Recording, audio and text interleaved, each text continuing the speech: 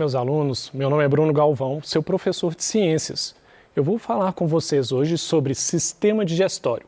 É um assunto voltado para alunos do 8º ano do ensino fundamental e faz parte do grande tema Vida e Evolução. Quais são os objetivos principais desta aula? Permitir que o aluno possa reconhecer estruturas do sistema digestório, os órgãos que formam o sistema digestório, e entender a digestão humana. Em cada órgão, em cada região do sistema digestório, o que acontece em cada região dessas? É isso que você vai entender com esta aula. Bom, qual seria a principal função do sistema digestório? Ou a principal função da digestão, que é basicamente a mesma ideia. O papel do sistema digestório, então, é transformar moléculas grandes e complexas dos alimentos em outras, pequenas, simples e solúveis. Então, imagina que você comeu um prato de arroz e você precisa transformar aquele arroz em energia para o seu corpo funcionar. Eu estou gastando energia falando com você, eu gasto energia pensando, eu gasto energia respirando, eu gasto energia enxergando. Então, nós gastamos energia com todas as funções do nosso corpo. Esse arroz que você comeu, não tem como um grão de arroz entrar na sua circulação sanguínea e alimentar suas células e entupir as suas veias. Você precisa de fazer com que esse grão de arroz ele se torne o menor possível, que ele se torne apenas uma molécula química.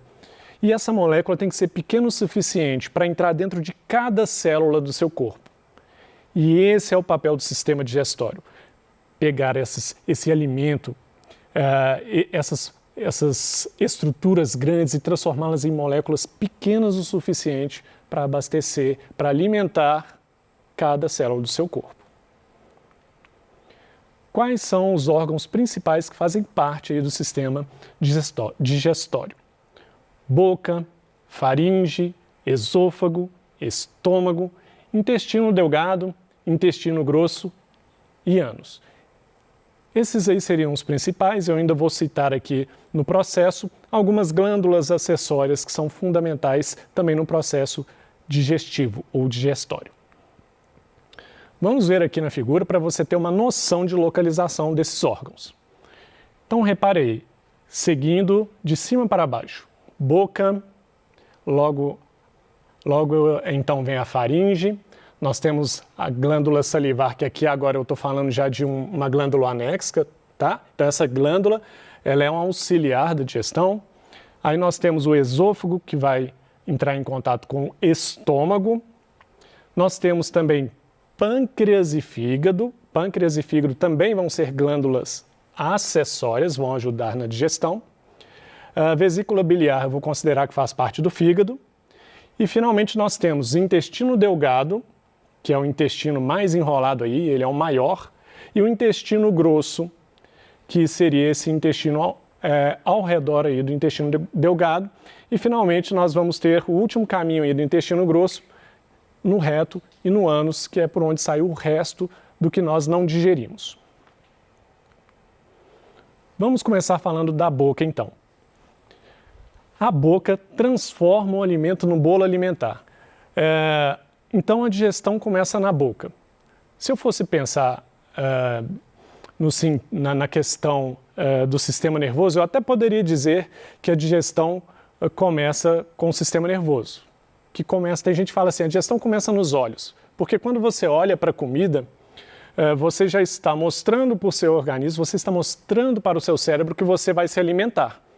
Então, uma série de mecanismos começam a se preparar para que você ingira o alimento.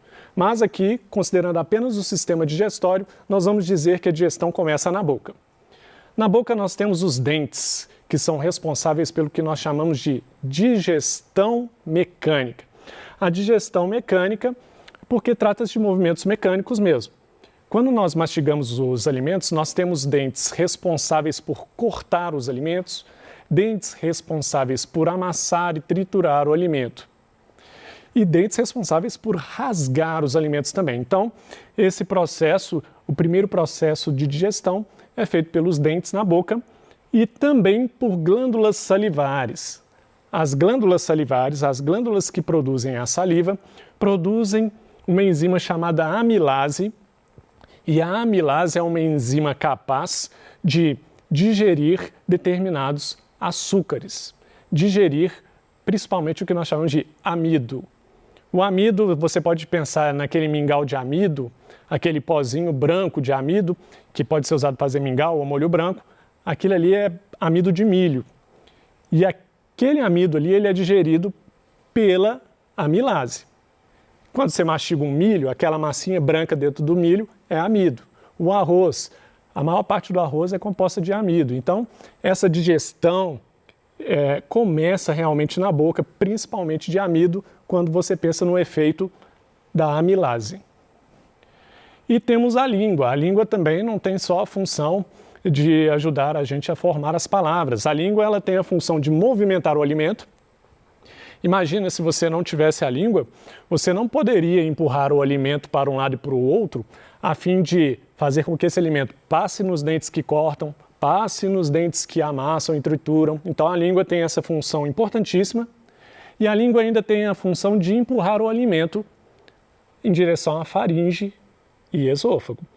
A gente chama isso de deglutição. A língua também é capaz de empurrar esse alimento, fazendo com que ele continue a percorrer o tubo digestivo. Ainda falando da boca, as glândulas associadas à boca são justamente as glândulas salivares por causa da produção dessa amilase. Essa amilase, que digere amido, como eu disse, ela é ativa em ambiente neutro. O que é isso, um ambiente neutro? É um ambiente que não é nem ácido e nem básico.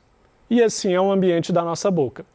Aqui você já precisa começar a perceber o seguinte, que certas enzimas funcionam de acordo com o ambiente. Essa enzima amilase funciona muito bem no ambiente neutro, que é o ambiente da boca. Mas, quando essa amilase chega lá no estômago, ela já não funciona bem, porque no estômago nós teremos um ambiente ácido. Bom, vamos continuar aqui seguindo o caminho do alimento. Então, o alimento entrou na boca, sofreu esses processos, desceu pela faringe. A faringe é uma estrutura comum tanto entre o sistema digestório e respiratório. Bom, no caso aqui, considerando a faringe como pertencente ao sistema digestório, ela vai ser o órgão, o tubo que vai conectar a boca ao esôfago. Então a faringe está logo abaixo aqui da garganta e rapidamente ela já se conecta ao esôfago, por onde o alimento deve descer. E o esôfago também vai ser um tubo de comunicação. Ele faz a comunicação entre a faringe e o estômago. Uma coisa interessante do esôfago são os movimentos peristálticos.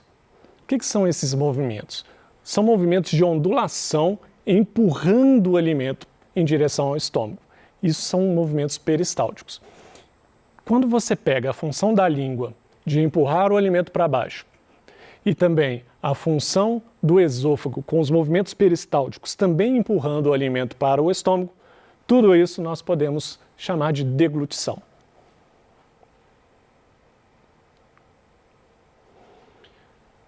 Ok. Na boca, nós havíamos formado uma mistura daquele alimento que nós mastigamos, que nós chamamos de bolo alimentar. Então, até ali você tem um bolo alimentar misturado com a saliva, que tem a amilase, e esse bolo alimentar ele vai descer pela faringe, passar pelo esôfago, chega no estômago. No estômago, esse bolo alimentar ele vai se transformar em quimo pela ação do suco gástrico. Então, depois que esse bolo alimentar sofre a ação do suco gástrico, ele se transforma em quimo. O que tem nesse suco gástrico? Primeiro, ácido clorídrico. Olha aqui, olha só. Na boca você tinha uma região que era neutra, não era ácida nem básica. A amilase funcionava bem lá. Agora esse alimento, esse bolo alimentar chegou no estômago que tem ácido clorídrico. A amilase aí deixa de funcionar. Ela não funciona bem no estômago. Outras enzimas passam a funcionar bem no estômago. Vou dar destaque aqui para a pepsina. A pepsina ela é ativa em ambiente ácido. Então agora você tem a pepsina ativa. E a pepsina vai ser importante na digestão de proteínas. Lá na boca, então, a amilase estava relacionada à digestão de amido, que é um açúcar. E agora no estômago você tem a pepsina mais ativa, que é responsável por digestão de proteínas. Carne, por exemplo, é proteína, de uma maneira geral. E o estômago tem um ambiente necessário para essa pepsina funcionar bem, mas não para a amilase funcionar bem.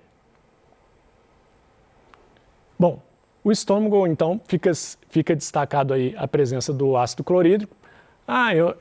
Qual a função do ácido? O que você pensa que o ácido faz?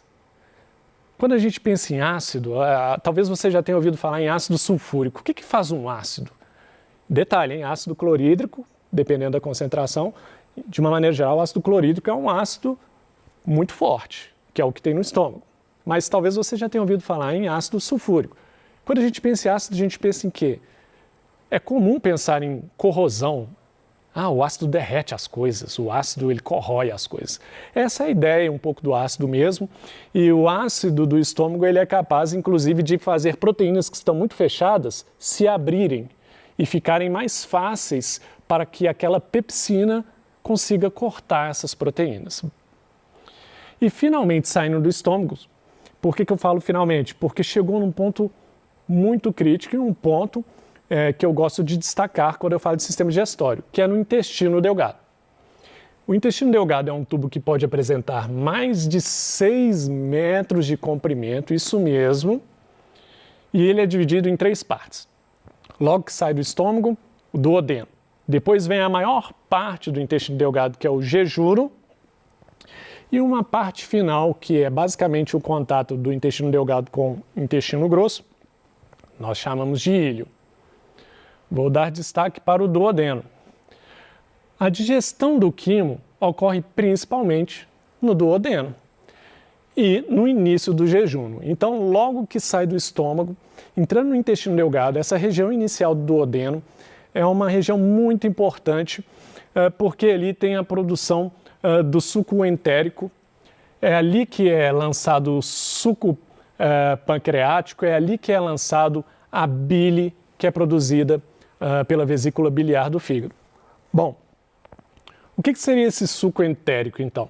O suco entérico, ele tem toda essa mistura que eu falei e ele tem algumas enzimas responsáveis por quebrar mais ainda açúcar, por quebrar esse açúcar em partículas, em moléculas menores ainda. Ele pode quebrar a maltose usando uma enzima chamada maltase. Ele pode quebrar a lactose. A lactose eu sei que você já ouviu falar.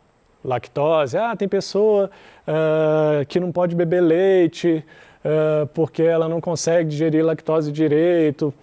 Lactose é isso, é um tipo de açúcar que pode ser quebrado aqui também no intestino delgado através do suco entérico, enzimas presentes ali como a lactase, que é capaz de quebrar a lactose. Temos também no intestino delgado um suco pancreático, um suco produzido pelo pâncreas, que vai ter algumas enzimas também. Lipase, quando a gente pensa lipase, pensa em lipídios. Lipídios sempre associa a gorduras. Então você tem enzimas ali para ajudar a quebrar gorduras. Tripsina, que vai ajudar a quebrar proteínas mais ainda. Na verdade, quando a gente viu a pepsina lá no estômago, a pepsina ela começa quebrando proteínas. E aí você já começa a ter grandes peptídeos, que é o que forma a proteína. E a tripsina vai conseguir quebrar mais ainda esses peptídeos, esses restos de proteína, formando moléculas ainda menores. E finalmente o bile. A bile é composta de sais biliares. A bile é a única aqui que não é uma enzima. Ela é formada de vários sais. E esses sais vão ajudar a fazer com que as gorduras se posicionem de uma maneira mais que facilitem a ação da lipase aqui no caso. A ação de enzimas que vão quebrar gorduras. Então, os sais biliares produzidos pelo fígado, ou mais especificamente pela vesícula biliar do fígado, são super importantes para nos ajudar a digerir gorduras. Bom, Olha aqui outra coisa interessante. Nós falamos que na boca você tem um ambiente mais neutro, que não é ácido nem básico. Depois, no estômago, você tem um ambiente superácido, porque lá tem um ácido clorídrico. Isso favorece a ação de certas enzimas, no caso, principalmente a pepsina. Agora, no intestino delgado, você tem um ambiente mais alcalino. O que é isso? Não é ácido e não é neutro. Ele é mais básico. Você pode pensar que é meio que o contrário de ácido. Bom, então agora você tem um ambiente mais alcalino e favorece o funcionamento das enzimas presentes no intestino delgado. Então essas enzimas, a maltase, a lactase, essas enzimas tripsina que agem no intestino delgado, precisam de um ambiente mais alcalino, ou seja, não ácido e não neutro, e isso então favorece o funcionamento dessas enzimas. Vilosidades intestinais facilitam a absorção dos nutrientes. Vilosidades, o que é isso? O intestino ele tem umas voltinhas que vai aumentar o contato deles com os nutrientes. Isso facilita para o intestino absorver esses nutrientes para dentro do seu corpo. Ainda falando de intestino delgado, só complementando. O intestino delgado vai ter duas glândulas associadas importantíssimas que eu já até falei um pouco delas. O pâncreas, que produz o suco pancreático, contendo lipase e tripsinas e outras enzimas. Nós já falamos dessas enzimas, só estou reforçando que o pâncreas vai lançar essas enzimas lá no duodeno, no começo do intestino delgado. E o fígado, que eu também falei que produz bile. O fígado, a vesícula biliar do fígado, vai lançar a bile também ali no início do intestino delgado, na região do duodeno, principalmente. O que vai facilitar a digestão de gorduras. Bom, e já estamos chegando aqui no final do sistema digestório, do percurso que o alimento percorre no nosso corpo. Estamos falando do intestino grosso. Ele é considerado, então, a porção final do sistema digestório. E qual a função do intestino grosso? Ele forma a massa fecal, ou seja, as fezes, né? Então, essas fezes elas precisam de ser feitas em forma de uma massa, juntas, né? Reunidas. O intestino grosso é muito importante para absorver água, para evitar ao máximo que o nosso corpo perca água. Tanto é que quando uma pessoa está com alguma virose que causa diarreia, é muito importante tomar muita água. Por que tem muita diarreia ali? Porque o intestino grosso dela não está conseguindo absorver a água que deveria. Aí a pessoa perde muita água, e perde muita mesmo, porque essa é uma função fundamental do intestino grosso.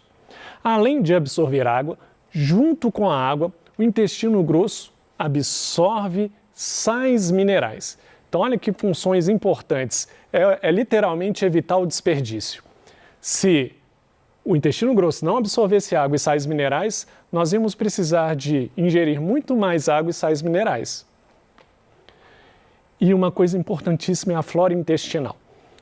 Quando eu penso em flora intestinal, eu penso em bactérias, fungos, é isso mesmo, dentro do intestino grosso. Não é na circulação sanguínea não, viu gente? Na circulação sanguínea não tem nenhum micro-organismo. Mas no intestino grosso você tem uma flora intestinal importantíssima para ajudar você tanto no equilíbrio do seu sistema imunológico, das suas defesas do seu organismo, mas também para ajudar a digerir algumas coisas que nós, seres humanos, não somos capazes de digerir. Além disso, a flora intestinal impede que outros micro-organismos que causam doenças tomem aquele lugar. Se você já tem organismos bons ali, micro-organismos que vivem bem com você, então você está impedindo, você está ocupando espaço para que outros micro-organismos que causem doenças não sejam capazes de ocupar aquela região. Quais foram os pontos principais? A boca, a presença da amilase que digere amido, estômago que tem o suco gástrico que possui ácido clorídrico e pepsina, intestino delgado, que tem várias enzimas para digerir gorduras, tem a bile, que são sais, que também ajudam na digestão de gorduras, e a tripsina, que digere peptídeos ou restos de proteínas, e a ideia de que o intestino grosso absorve água. O final do intestino grosso a gente sabe que tem o reto e o ânus, por onde todo o resto, o que não foi absorvido, vai ser eliminado do corpo. Duas perguntinhas rapidinhas para você ver se você gravou aí o que eu falei. Vamos ver, fica esperto aí e preste atenção. Ó. Qual a importância da saliva na digestão de alimentos? Você se lembra? A saliva possui a amilase que digere amido, que é um tipo de açúcar, importantíssimo. E por que as diferenças de acidez entre os componentes do sistema digestório são tão importantes? Por que é tão importante você ter uma acidez diferente na boca, no estômago e no intestino delgado? Porque essas regiões possuem enzimas diferentes que só funcionam com aquela acidez diferente. Na boca, neutro. No estômago é um ambiente mais ácido, aí a pepsina funciona bem. E no intestino delgado você tem um ambiente mais básico ou alcalino para que aquelas enzimas daquela região funcionem bem também. Essa é a ideia geral de hoje. Eu agradeço a você e desejo bons estudos.